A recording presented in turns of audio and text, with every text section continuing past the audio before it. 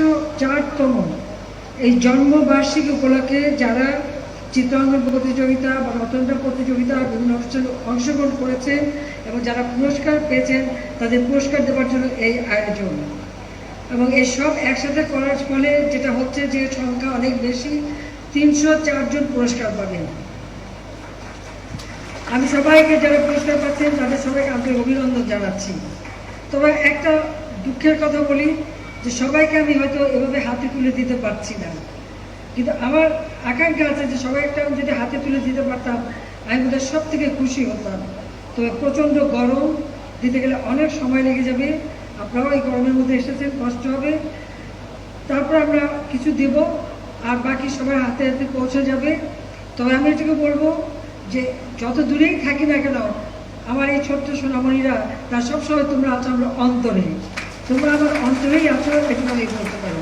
ঘোষণা দিয়েছিলাম ডিজিটাল বাংলাদেশ করবো, ডিজিটাল বাংলাদেশ করেছি। এখন আমাদের ঘোষণা 41 সালে বাংলাদেশ হবে স্মার্ট বাংলাদেশ। সেজন্য আমরা কম্পিউটার ল্যাব করে দিয়েছি স্কুলে, সেই সাথে কম্পিউটার ট্রেনিং এবং ইনকিউবেশন সেন্টার করে দেওয়া হয়েছে, সেখানে বিশেষ ট্রেনিং দেওয়া হয়। এই তথ্য প্রযুক্তি অর্থাৎ ডিজিটাল সিস্টেম অর্থাৎ কম্পিউটার শিক্ষা, এই শিক্ষার প্রসার আমরা ঘটাচ্ছি।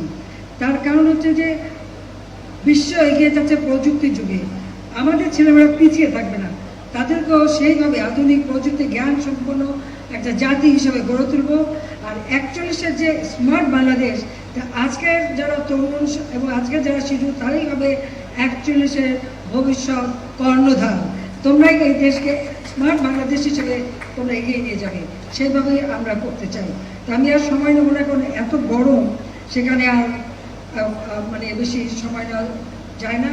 সুকান্তের ভাষায় বলে যেতে চাই, যতক্ষণ দেহে আছে প্রাণ, প্রাণপণে সরাবো জঞ্জাল, এ বিশ্বকে শিশুর বাসযোগ্য করে যাব আমি, নবজাতকের কাছে এ আমার অঙ্গীকার।